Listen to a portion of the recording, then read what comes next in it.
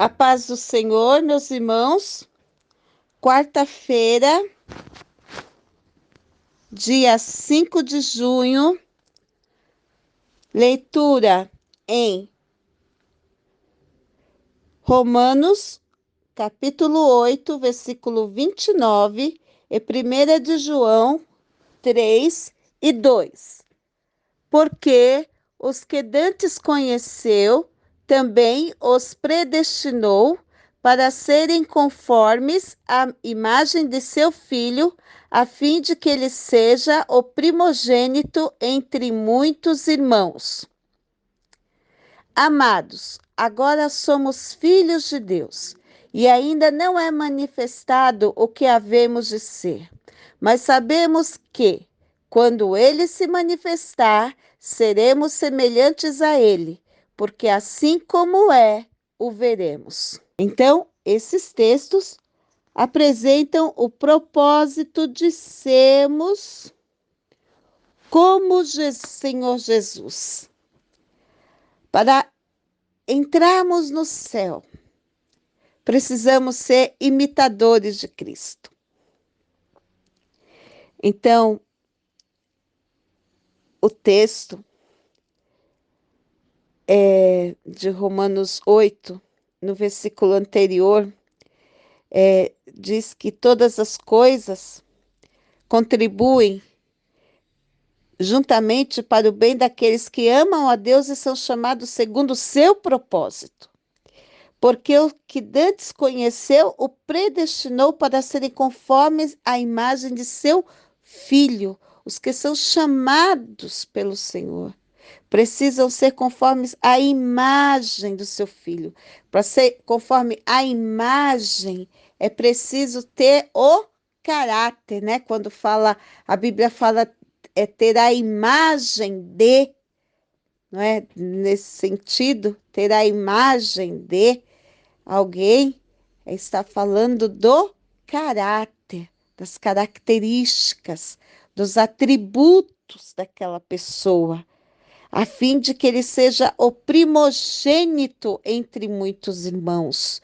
Ou seja, se nós somos os filhos de Deus, Jesus é o nosso irmão primogênito. Temos até um texto em Hebreus que vai falar disto. Vamos encontrá-lo aqui.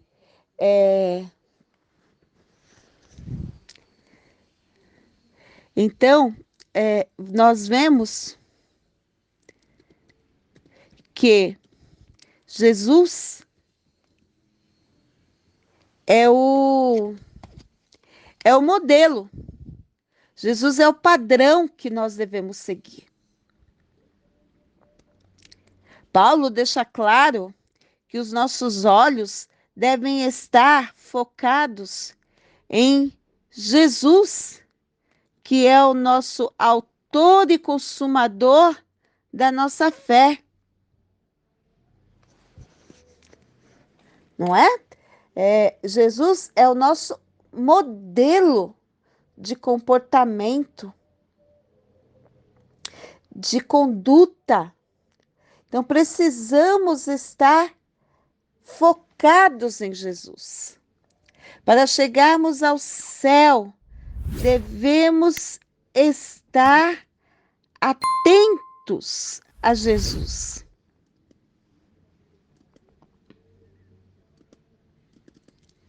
Devemos ficar ocupados com os exemplos que Jesus deixou para podermos seguir. Precisamos, irmãos. Se quisermos ir para o céu, precisamos observar Jesus como nosso padrão.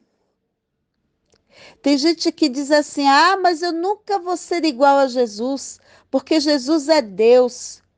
Acontece que tudo que Jesus fez na terra era possível aos homens fazer. Nós podemos até ver que os discípulos realizaram milagres tais quais Jesus fez. Não é? Tais quais Jesus fez. Milagres, tais quais Jesus fez. Jesus até disse aos discípulos: vocês estão admirados de ver isto que está acontecendo, pois vocês farão obras ainda maiores do que estas.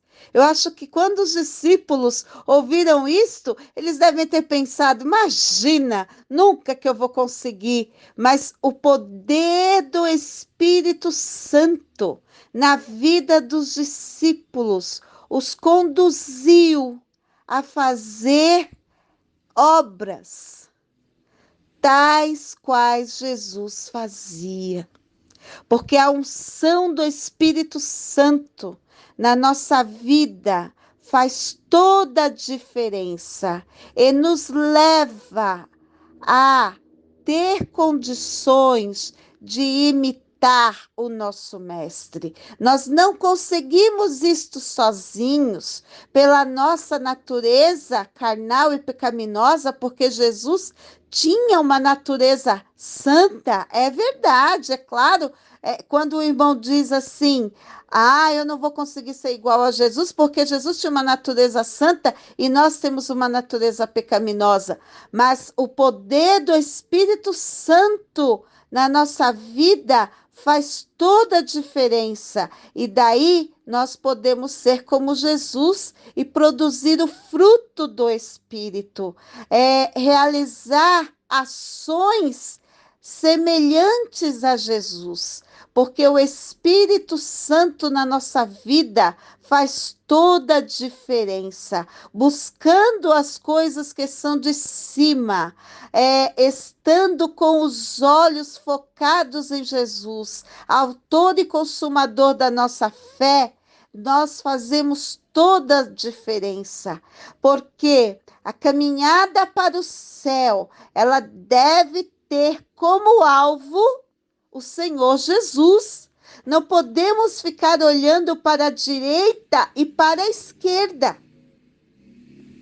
Tanto que no versículo de 1 de João 3:2, ele diz: agora somos filhos de Deus, e ainda não é manifestado o que havemos de ser. Ainda não seremos totalmente iguais a Jesus, porque não temos um corpo glorioso, como o corpo de Jesus após a ressurreição. Mas sabemos que quando ele se manifestar na sua vinda, na sua segunda vinda, no arrebatamento, seremos semelhantes a ele.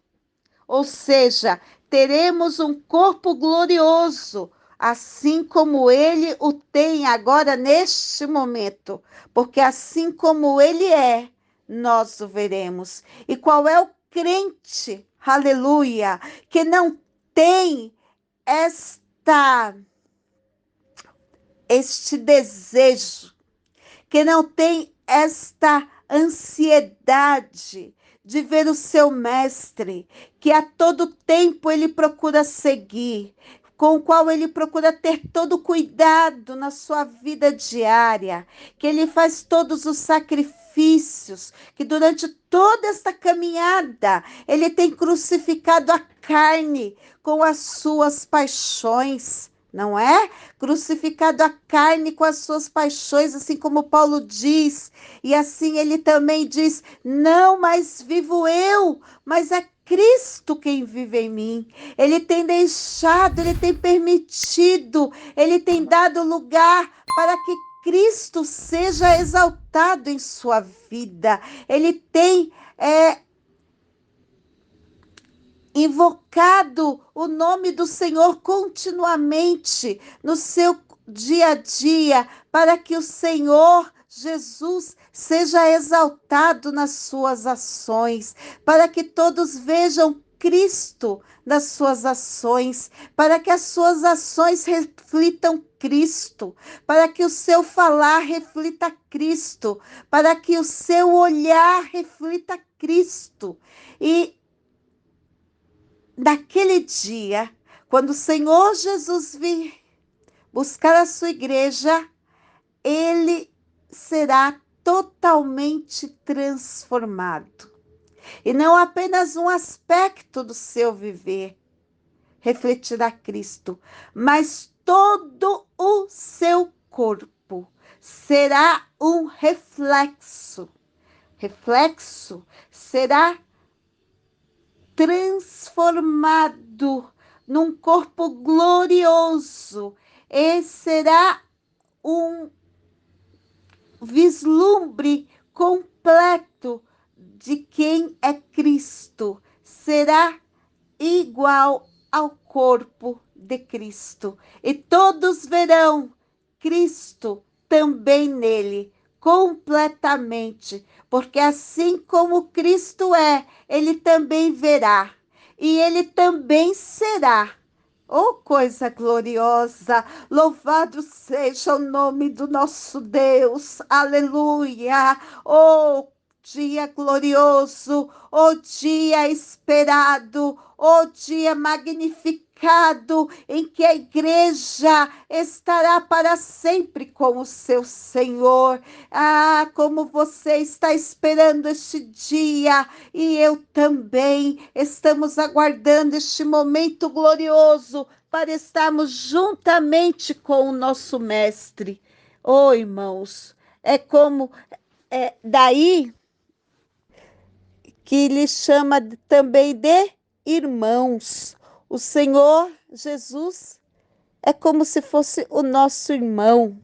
Acho que os irmãos já têm esse texto aqui, Hebreus 2:11. Porque assim o que santifica, como os que são santificados, são todos de um, por cuja causa não se envergonha de lhe chamar irmãos.